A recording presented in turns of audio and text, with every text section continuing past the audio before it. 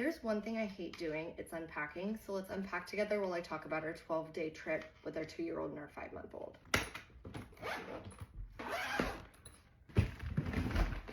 Oh my God, what a whirlwind. I'm not gonna lie to you guys, this trip scared the absolute shit out of me. Usually I am such a planner, a doer, and I really love doing the research behind where we're going, finding the right restaurants to go to, what attractions to see. I did none of that for this trip.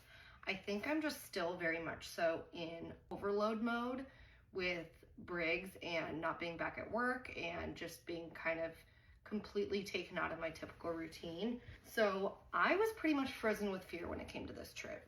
Was the trip worth it? 100%. Like, hands down, definitely worth it. I'm so glad we did it. It will definitely be, I'm assuming, one of the hardest trips we've ever done, because you not only are navigating a toddler, but then you're also navigating a baby who's still requires breast milk and formula and multiple naps. And it was really hard navigating both of them, especially in confined spaces. I'll give you guys a rundown of how the flight there went. The flight back was actually a daytime flight, and the whole travel time was much longer. So it was about 21 and a half hours of travel. Also, now a huge fan of not only packing cubes, but vacuum sealed bags.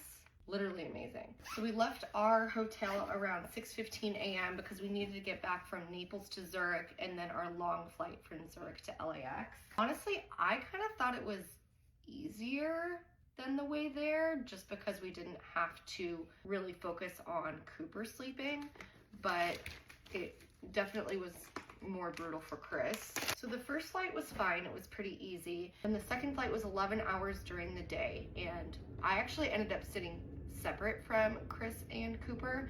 So they were about 9 rows back, and I was in the front with the bulkhead bassinet. So I was in a fairly good cadence with Briggs. Like, I just knew it was gonna be a lot. When he napped, I would pump, I'd prep the next bottle, or he'd be contact napping on me and I'd just panic make a bottle once he woke up. But Chris got stuck with Cooper and he only slept for 20 minutes. We did take turns a couple times, but it was mainly Chris doing the heavy lifting there. I think they both did fairly well, but we were all just so exhausted. Briggs did fairly well, but he woke up about 2 hours into like his bedtime sleep, which honestly ended up working out because we needed him to kind of get more acclimated to at-home time frame, because he's been the hardest one on the jet lag adjustment. I will say that other trips like Cabo, Costa Rica, Hawaii, something like that just seems so unbelievably easy and doable now. I don't think we'll do a big trip like that again until probably a year from now. I don't want to have to travel with bottle stuff, pump stuff, any of that. It just was a lot.